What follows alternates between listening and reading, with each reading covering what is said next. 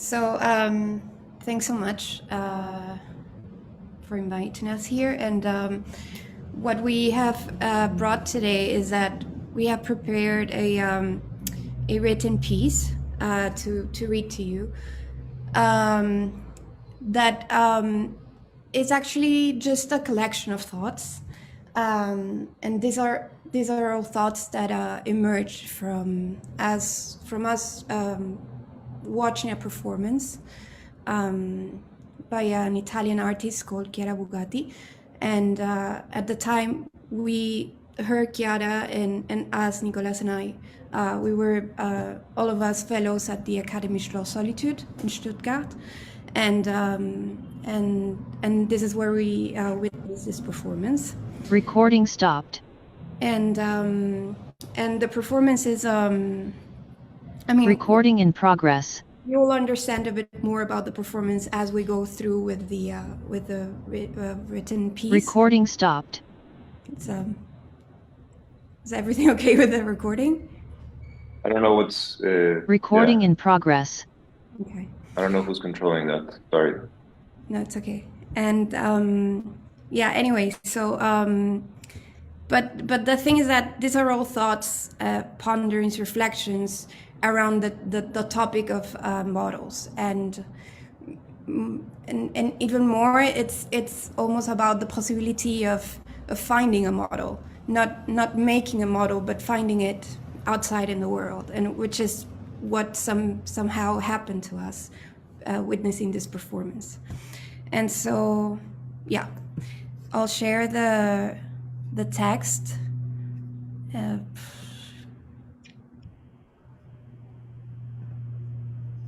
Sorry, just 1 second.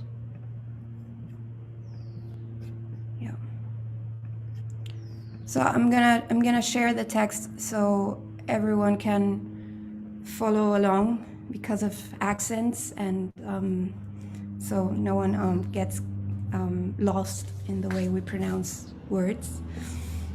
So we've titled the work "A Crumbling Cube of Diatomaceous Earth," an essay on the exhibition Brute Force by Chiara Bugatti.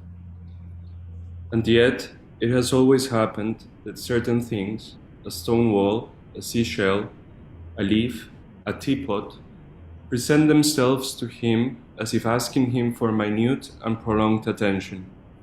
He starts observing them almost unawares, and his gaze begins to run over all the details, and is then unable to detach itself. Italo Calvino, Mr. Palomar. The performance was about to begin. There was almost complete silence in the room, the type of silence that belongs to anticipation and magnifies small sounds. Someone coughing, a chair creaking, your own breathing. In the middle of the room, of a former German palace, raised some centimeters from the floor by a metal platform, stands a pale pink cube of compressed earth, waiting. A male ballet dancer enters the room. Cheap plastic chairs have been arranged in the room looking towards the front.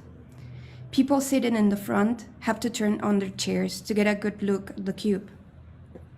Luckily, we were sitting towards the middle, slightly to the right of the cube, and we didn't need to contort too much to get a good view. The cube measured approximately 40 centimeters and appeared to be made of extremely fine grains of earth, of a pinkish orange hue, the color of a prawn when it's ready to be removed from the pan. Brute Force by Chiara Bugatti, classical ballet dancer and 50 kilograms of diatomaceous earth, reads the program. The ballet dancer approached the cube and climbed up the metal platform. The cube slightly shivered, and we all shivered with it. The dancer moved close to the cube, but never touched it.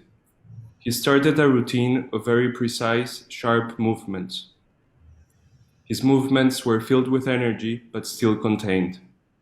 More than a dance, it looked like a routine of different military poses. Striking one pose after the other, a sequence was performed and then repeated. The repetition of the routine produced a rhythm, and we could hear the rhythm. It was the rhythm that had begun to crumble the cube. The crumbling of the cube and the dance were related, although the movements of the dancer never struck the object directly. It was the vibrations of the floor and air surrounding the cube that acted over its grains of compressed earth. The crumbling did not follow a rhythm. One could not recognize an order in it, but one could establish a relationship. Sometimes the block broke into pieces, sometimes it seemed to melt down. The cube of compacted diatomaceous earth, apparently solid at first sight, now fully revealed its materiality, a strange powder made of individual grains so fine that they appear to stick together. As we are sure you'll understand, when one observes something, one's mind does not simply stay put on the thing going on in front of one's eyes. On the contrary, it wanders. It seems to be always shuffling and weaving different images together. And while we observed the crumbling down of the cube, a different image was building up next to it in our mind and in our memory. These were images of other pieces of compressed earth breaking down, the familiar sight of pre-Hispanic ruins that populate everywhere the coast of Peru.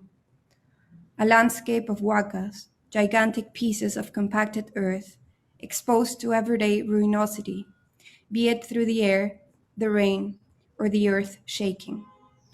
Our minds started going from inane huacas to a ruinous cube and back again, and began to form a field of analogies, all belonging to different scales, times, landscapes, and materials, but brought together by a shared knowledge of a way of breaking down, a way of softening a sharp edge. It felt like witnessing the discovery of a hidden knowledge about a certain way in which time plays over matter. For some time then, and even now, we've come to think of this particular performance as a model of an earth huaca, a model in this case of a process, and thus as much about time as it was about shape. Or perhaps it would be useful to refer to it as a miniature of a process, as if suddenly what had become an enormous time giant, a few million years old, who had witnessed the breaking down of a huaca as a sudden event. And it seems fitting that the cube was made of diatomaceous earth, a natural sediment made of fossilized algae that can be up to 50 million years old, at least according to an entry in Wikipedia. Here, there was a miniature of matter performed in time. So let us, for the sake of working through this thought, try to establish what we find curious and powerful of this miniature for architects who are discussing the nature of their model making. We wish to make three observations: the first on performance, the second on visibility, and the third on the edge. First on performance. This issue is concerned with the nature of the model. In the case we are describing, the object had to be performed for the miniature to be realized. In other words, the cube of diatomaceous earth in itself did not constitute the model. It had to be performed through the repetition of the sequence played by the dancer to produce this particular meaning. The object was inseparable from the ritual and vice versa. The artist was producing the set and the script for an occurrence to take place and be observed.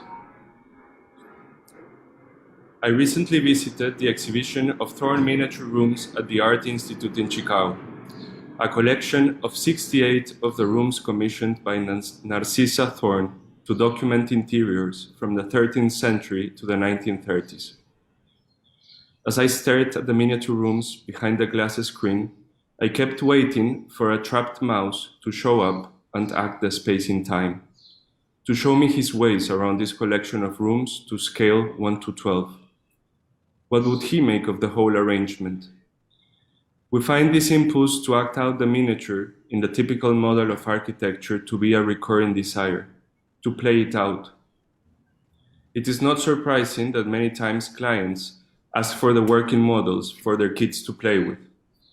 From the dollhouse to the Sayhuite monolith, the knowledge of a model to be performed is lurking behind every one of our working models. But as architects seem horrified by the possibility of our models being confused with dollhouses. Second, on visibility. This issue makes us ask, what is it that a model makes visible? The act of making visible is at the very essence of the production of the miniature. To make certain things graspable that are otherwise unavailable is crucial to our use of the model. And so, the model is always made to make something evident that was otherwise elusive. In this sense, brute force reveals itself as a powerful rehearsal of making visible a process that would take an amount of time too long for us to grasp. Here, it is accelerated to be made visible. In this sense, this model has the capacity of making us aware that matter exists only in time. And it's exactly on this subject that we believe us architects share a blind spot, because we seem to not know how to deal with the obvious fact that things exist in time. Or perhaps this is something we do not know anymore, or at least we were not taught about it. Such a plain, evident thing, that space gets reconstructed endlessly through the rituals we performed in it, and that matter is never inert. But somehow, the difficulty of including time, of making it visible, seems to be generalized within the profession. Or is it that we lack the tools to do so? This is why our models are always static, and why we photograph architecture the day before the grand opening, right before life happens. And of course, there are important exceptions to the rule, but so we are taught. So we stop here for a moment to consider the model as an object to be performed, or rather, an object that through being performed produces a model that shows a space within a temporality, a miniature of time. Third, on edges. This is an observation and the particularity of a model that is concerned with the breaking down of an edge. When the ballet dancer was done with it, the solid cube was nowhere to be found. In its place, a mound of soft dust was lying on the platform. Only a few vestiges of the perfect cube remained, here and there, in the middle of a new topography constructed by the debris. Similar to the effect of ruins produced on the observer, the object in its new configuration, partly a shapeless heap of earth and partly the vestiges of a geometry, made us aware of the matter that was contained in things, as if we had stabbed a sack of rice and its contents were spilling out. The mineral world was breaking through our man-made shapes. And suddenly, for us, the work became a beautiful reflection on the tension that resides on an edge. Every edge became the site of a scene of the effort of keeping up or bringing down a shape in time. Every edge is the site of a constant rehearsal of contained energy, much like the routine of the dancer. Marguerite Yourcenar found the concern with this specific drama to be at the source of every plate and thought produced by the architect Giovanni Battista Piranesi. She says that for Piranesi, the edifice is sufficient unto itself. It is at once the drama and the drama's decor, the site of a dialogue between the human will still inscribed in these enormous masonries, inert mineral energy, and irrevocable time. The lineamenta and materia performed in time. We had been thinking about Piranesi through Yourcenar from some time, but this thought had never been placed next to our desert ruins. Most surely because the way earth wakas break down has nothing to do with the drama of stone captured in Piranesi's work. Our earth wakas seem to dilute rather than produce the picturesque scene of the stone ruin, diluting, melting, smoothening, just like the remains of the compressed cube of diatomaceous earth in the center of this room in Stuttgart. Thank you. So these were some of the thoughts that we wanted to bring here together to share with you.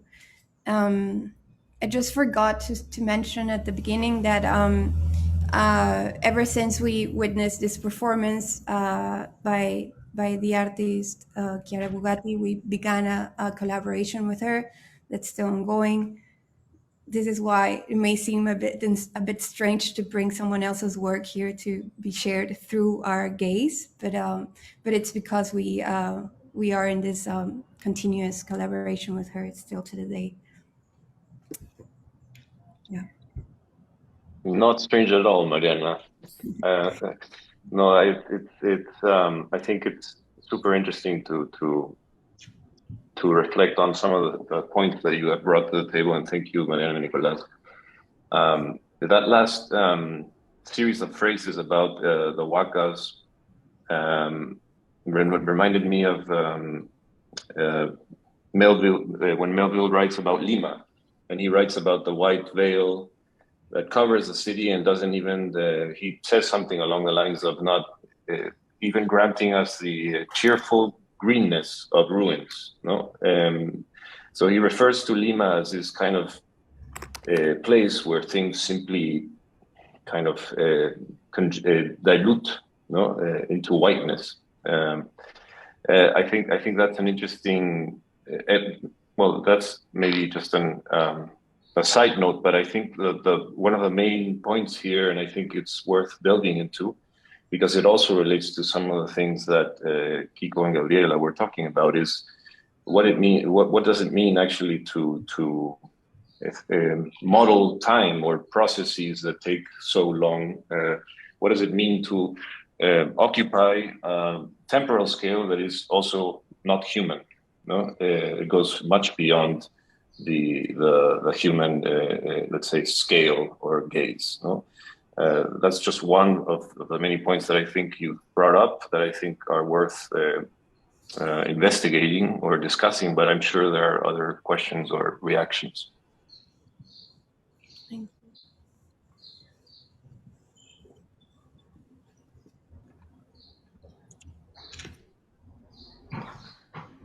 Aya Paulo says, "This whiteness that keeps her ruins forever new." Yeah, that's the phrase. It's from one of his diaries, or is it a? No. It's from Moby Dick. It's in Moby Dick. The chapter on Dick. white. Yeah. The whiteness. In the whiteness of the whale chapter. Yes. Yeah.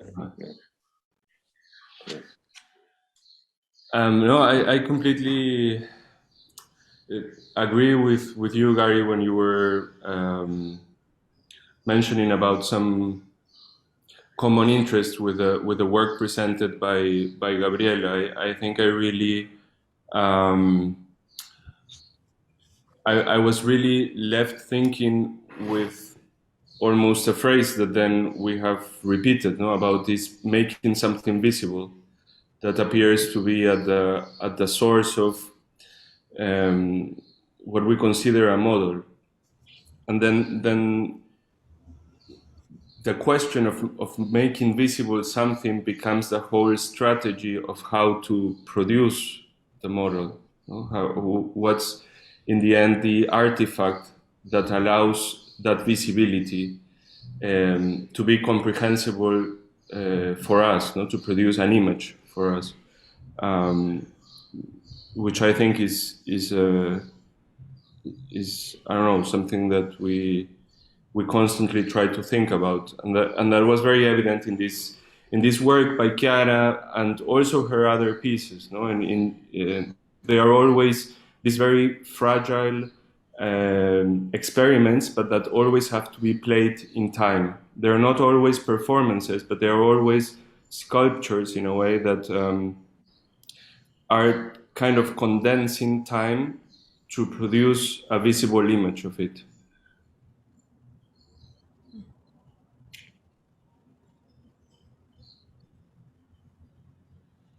Yeah, it also makes me think in a maybe completely unrelated note on how digital models and building modeling systems or building information models attempt to really grasp time also as not only a factor in the production of architecture, but in its afterlife or its post-occupancy. And I think, it's not quite related to what you're saying, but I think it's something that architecture as an industry struggles with beyond the architect's direct, let's say, creative work. How a whole industry imagines its lasting in time, how it plays itself in time. Just another thing that that I was thinking as a common thread between our the piece that we just read and Gabriela's work and Kiko's work is that I mean, here we were wondering about how to include how to include time in the discussion, right? How to how to involve time as a factor to be made visible alongside matter. But then we are somehow discussing two temporalities that are very different. So we are discussing the temporality of the waka, which is of course very, very big and impossible and just invisible. But then through these images of the dollhouse, we're also trying to sort of think about the actual our temporality within architecture, right? So our daily inhabiting of architecture, and then what I found really interesting of Gabriela's work is that these shift of perspective. One thing that seems to do, and that seems to be almost unavoidable, is that it somehow erases human figure from the landscape. So the finished images, I mean, it's probably a matter of the proportion of the pixels chosen, and I don't know, but and then just like our general human proportions of being like more of a slender figure, but it somehow ends up happening that the finished images become become humanless and become more of a landscape without us in it. And so I just think is it's an interesting question, at least for us, that we try and, I mean, it's always within our work how to manage human temporality among things that in things, in the world, in space. Yeah.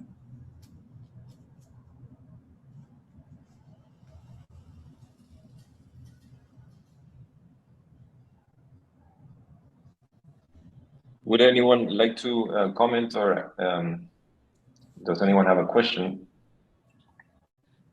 Paulo?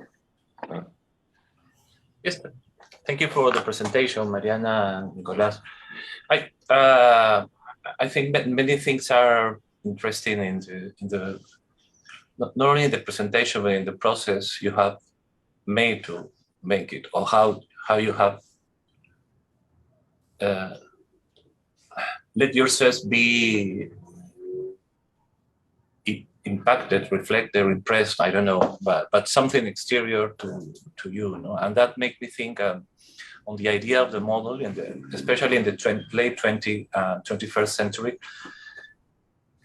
What can we do with models? What is a model now? Now when this relation between model, drawing, and instruction to building till the late 20th century, until the 20th century was really superposed. The idea of a model to find ideas or to contrast results to this, and the model and the drawings to instruct construction. But now this is really not necessary. You can always go through physical models and drawings, but it's not strictly necessary. and I like very much this idea of being trained the capability to see in the world or in acts as models, or the capacity of the architect to find models by seeing things which are not necessarily models. That my position as architect transforms anything into a model, because I really can relate to many forms of manifestations, natural art performances, daily life objects. I don't know. I think now the architects has this, or certain kind of architects, we have this kind of, I don't know if it's training on or ways to relate with the world, with the capability to find ideas or to think on more ideas, or just to think on an architecture.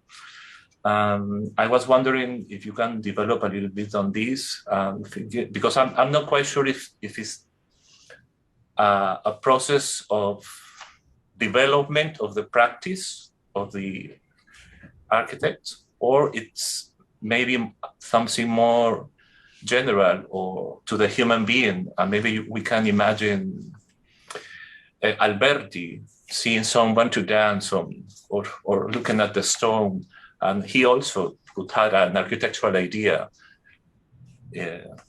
from that kind of view through a architect's eye. No. Yes, I think that I don't know if I can answer it from a very architectural point of view, but I can at least start by discussing a little bit how the process by which we wrote the text or thought about the text and the actual performance. So in a way, and it is very directly perhaps, it was very influenced by some writings by Italo Calvino. There is in particular one we kept going back to, which is a small collection of essays called Collection of Sand. And we were really struck by the preface of this collection, because he writes something like that the starting point of all of these reflections had been a visit to some place, an observation that had emerged from a visit. And of course, our observations are very different from the ones he did, but this procedure of taking as a starting point an encounter with something that you find was always at the source of our intention to go through this thought. No? And it's also a little bit then developed, and we took some extracts from Palomar, because it again was playing on this same attitude, you know, to find in an encounter a possible order that explained other things, and that somehow we could trust it a bit more, or take the time to take it through, you know? Which we thought it was always a very I don't know, something we thought we wanted to do, because we had talked with Chiara for such a long time about this experience of the performance, that it felt like it needed to some explanation or some going through it.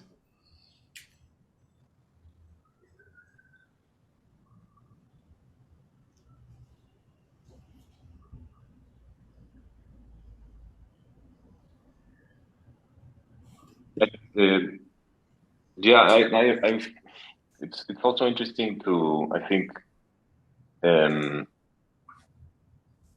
going back to something that Paulo was saying, to think of models also as maybe this is more obvious in English, no, but the model as a form of organizing information, as a form of representing forces, without necessarily representing everything, no? Because at some point, there's too much information. At some point, if everything is information, then nothing is information, right? So the model, in a way, abstracts. And I think that this relates to what Pablo was saying of this, the capacity to observe something and take it outside of its space of representation as an architect, and managing to translate that into very succinct or clear ideas. No, and I think that synthetic act is model making, essentially, right? You're picking out information, you're reassembling it somehow. I think that's something that I find very interesting in the text, and I would be, very curious to see if you feel compelled after this to actually make something or not, because I think not making a model is also a very interesting position to have. Or even thinking of a text as a form of model making, I think is also in the realm of the possible. Anyway, because sorry, no. If modeling is historically in architecture based on related to dimension, no? The miniature, but in terms of dimension, no? 10 meters, 1 centimeter, no? I think that is one way to see as to make miniatures or to make models of something, no? Which is the traditional architectural fabrication way of fabricate models, no? The relation with physical dimensions, no? In reality and in the model. But I think very, very, very compelling, very interesting to see that the many ways in which we can make a miniature of something, say in miniature as like model. What makes model and how many kinds of reductions or miniatures or abstractions, I think it can have many words, can an architect or a creative person deal with in the process of making things? No? How many models we deal with in the process of making architecture? No? Physical. Yeah, and I just to answer very shortly, I think we're very much more interested right now on the possibility of model making through text, and because also with Chiara now, this collaboration that we have it's a dialogue. It's almost a play on, like in Spanish we would say teléfono malogrado. There's some information there about something she doesn't know, and so but apparently she does because she produced a model for it. So in all those blind spots, it's where we like to play with, and so. Yeah, and so what we produce is communication. What we produce is dialogue. It's a transference of information. It's model making, really, I think.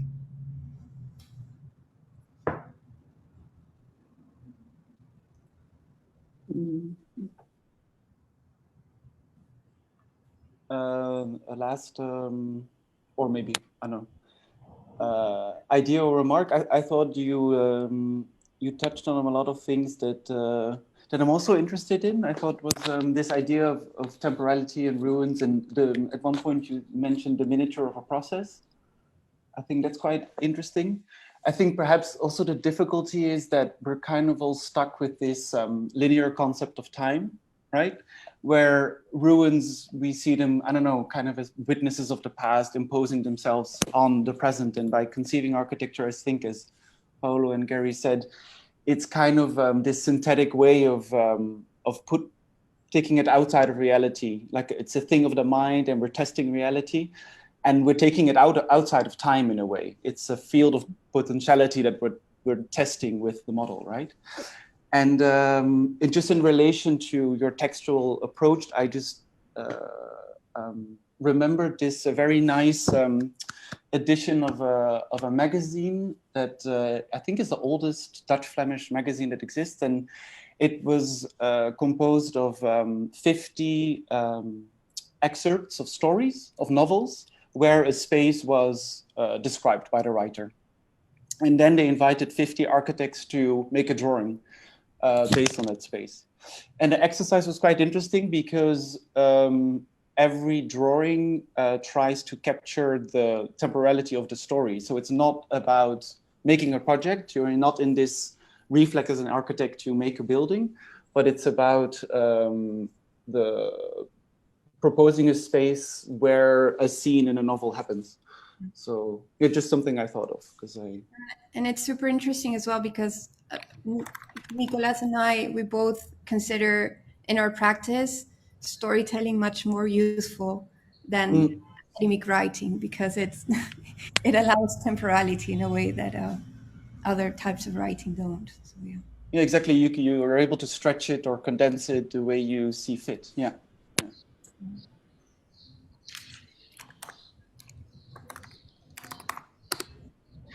John, please. Yeah. Oui. Je m'excuse, je vais faire un commentaire en français. J'ai trouvé intéressant et même amusant la fin du texte où, via Marguerite Yourcenar, vous faites une espèce de rapprochement entre les Huacas et les ruines dessinées par Piranesi. Piranesi n'a jamais fait de maquette à ma connaissance. Par contre, il a produit un nombre impressionnant de gravures, dont beaucoup de ruines romaines, de l'Empire romain, qui en général sont des structures très très grandes, des cirques, des théâtres, des amphithéâtres, des thermes. Et une des particularités de Piranesi, c'est que dans ses dessins, ces gravures, il les agrandit encore. Donc ces structures qui sont gigantesques, qui sont des structures où à l'époque de Piranesi, encore aujourd'hui, mais encore davantage à l'époque de Piranesi, on habitait, on avait installé des lieux de vie, des églises. Donc ces énormes structures héritées de l'Antiquité étaient habitées par des structures plus petites, incluses dans ces énormes structures. Et lui, il les dessine en les agrandissant encore davantage et en les enrichissant de multiples décors, ornements, petites circonstances minuscules. Donc, ce que fait Piranesi, c'est absolument pas une abstraction. On oublie des éléments pour, quelque part, capter ou retenir ce qui serait un essentiel. Non, au contraire, il augmente à la fois en dimension, en taille, en grandeur, mais aussi en détail, en petits éléments. Donc, c'est presque, je dirais, l'opposé, l'inverse du cube par rapport à la Huacas, par exemple. Et je trouve ça intéressant. Enfin, ça complexifie les discussions qu'on peut avoir, mais je trouve ça très intéressant. Yeah, and this is precisely what we find very interesting about the quote from Marguerite Yourcenar, because she is referring to Piranesi's work, and it's very much about his work. But as you said, like it's two types of ruins that are completely opposite. And we always think that Piranesi's ruins produce this scenographic background, you know, like scenography. And this is quite important with the fact that they are inhabited by these tiny figures, while the desert Huacas, they don't produce a scenographic anything. They produce topography, just a different direction, and yet there is something about the tension on the edge in this quote by Yourcenar that we find somehow connects both things, and because there's this tension in matter. In the tension is in the geometry we apply to matter, and then both ruins react completely different to it through time, right? Melting or crumbling. Like it's just different paths. Yeah. Merci. sorry, no, just a reaction to the comment of Jean and this idea of the background, like scenario in Piranesi's drawings of ruins. I don't know if it's too fast, but I think the imaginary of Piranesi and both this is the imaginary of Piranesi creates always a sense of interior. No, even if the building is behind, there is a scenario that constructs like it's dominated by the interior idea. And I don't know exactly why, at least in Peru, or maybe it's around the world, we have constructed an imaginary of an exterior with the huacas. No? And that makes a very, very different approach to how we represent it, how we tell them, and how we relate them so differently with the history of architecture, or at least for the history of Western architecture. Just a reaction to Jean's. Oui, mais ce que disait Mariana, d'un côté c'est de la scénographie, et moi je dirais c'est plus des vides ou des intérieurs gigantesques dans lesquels on est toujours dedans, même s'ils sont terriblement gigantesques, il y a quand même de l'extérieur dans de l'intérieur. Tandis que les huacas, c'est avant tout une question de topographie et de matière qui s'accumulent à l'image des montagnes des Andes ou que sais-je. Et donc, on est dans des univers plutôt du plein, de la masse d'un côté, et de l'autre côté, piranèse, la Rome antique, plutôt la création de vides gigantesques. Ça me semble être différent. Mais c'est dans les deux cas quand même la grande dimension et le déplacement important de matière.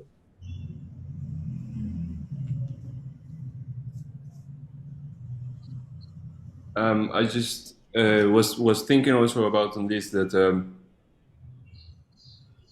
don't know. It's almost I find it impossible to imagine how the construction of the point of view of a plate of Piranesi can work out in an earth ruin, like in a earth huaca ruin. No? It almost becomes an issue of what you just mentioned. How do you communicate? How do you tell this particular material or this particular form?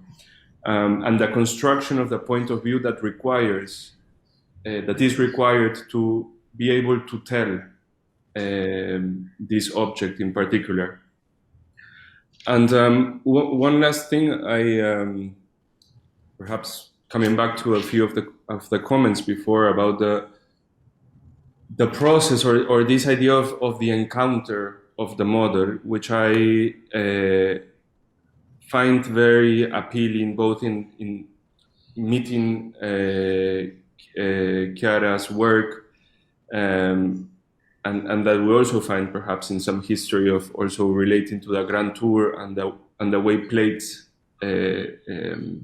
played a role in it, is that somehow what Mariana and I found very fascinating is that this experience of an artwork, at the same time it developed an abstract thought that we were carrying on. Actually, the strongest reaction we had to it was an idea to go back to look at the huacas. I don't know how to explain this, but it's an encounter with something that requires you to go and find it physically somewhere else, which I think is a very interesting way in which sometimes models can operate. Sometimes they follow a route towards abstraction, but sometimes I think they follow a route that brings you back to find a different observation. And I think that possibility is very intriguing for us.